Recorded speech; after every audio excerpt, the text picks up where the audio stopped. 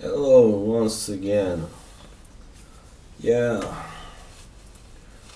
the 85th edition of Buzz Boxing Prediction is ready. Yeah, well, this is a little bit weaker weekend than the last one, but I thought there were a few fights worth talking about anyway.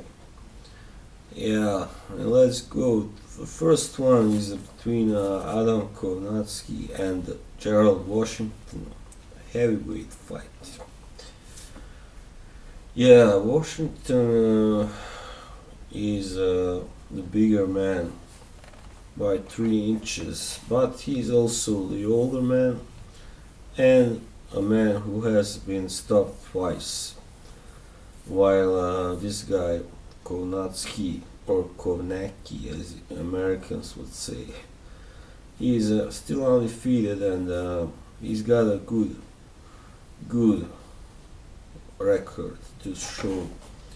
And in his last fight he defeated Charles Martin by unanimous decision, and before that he stopped Arthur Spilka in 4 rounds. Kownacki is one of the few really promising European heavyweights. I mean, well, Eastern European heavyweights, definitely. There are a few others like Filip Hrgovic and Petar Milash from Croatia, and there are some other Europeans who might be good, like Otto Wallin from Sweden, for instance. But Kownacki is, in USA and fighting the better fighters, at the moment. So I think he will win this fight, but I'm not sure because of the great height. Well, a big height disadvantage, rather big. I'm not sure if he will be able to stop Washington, even though he has been stopped. But that was by Deontay Wilder and Jarrell Miller. Both guys are quite a lot bigger, and Wilder, of course, is one of the heaviest punchers in the sport.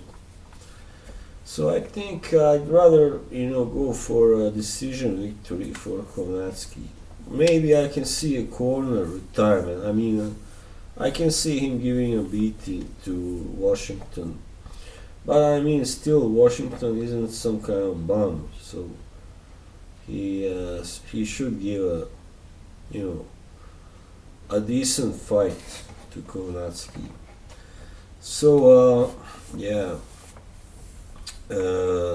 I have Adam Kownacki winning by decision over Gerald Washington. And then there was a fight between Aston Palicte, a Filipino puncher, and this guy, what's his name? Jose Martinez, Puerto Rican. Martinez is undefeated, but he's got 2 draws against subpar opponents, so I favored Palicte to win by a knockout here in the 8th round, actually. So that's all I want to say about that. Palicte just looks like a stronger man on paper. And his last fight, he lost a questionable draw. I mean, not lost. He had a questionable split draw against Donny Nietes, who may be perhaps getting on in age, but is still one of the best super flyweights in the world. So Palicte, I think, will win by a knockout in the 8th round. And then an even better fight in super welterweight division, actually. The much bigger physically brother of Naoya Inoue is fighting, who is 13-0-1 at the moment, He's fighting one of the hottest names of the division, the Mexican destroyer Jaime Munguia, who is 31-0. Very impressive. I think he's got like 26 KOs or something. And you know, I don't know really. I mean, if Takeshi is anything like his brother, you know, he may have a chance, of course, to upset Munguia, but it's not so likely, I think. And I mean, Takeshi, you know, it might not be the puncher that his brother is. So this is his first, you know, big fight, I think, and he's fighting in America. Is it? I think so, yeah. So yeah, Houston, Texas. So you know, has 7 KOs in 13 victories. You know, it doesn't exactly, well, he stopped a few guys, but who were not totally crap, but it doesn't exactly scream, you know, big puncher, KO artist. So while Munguia is, even though he failed to stop Liam Smith, and but he did stop Saddam Ali and Brandon Cook. So yeah, this guy can bang, and he's only 22, so he's got a long time to go, I think. Anyway, first time I had Inoue, I mean, my first thought was that Inoue might go the distance, but now I'm not so sure really. And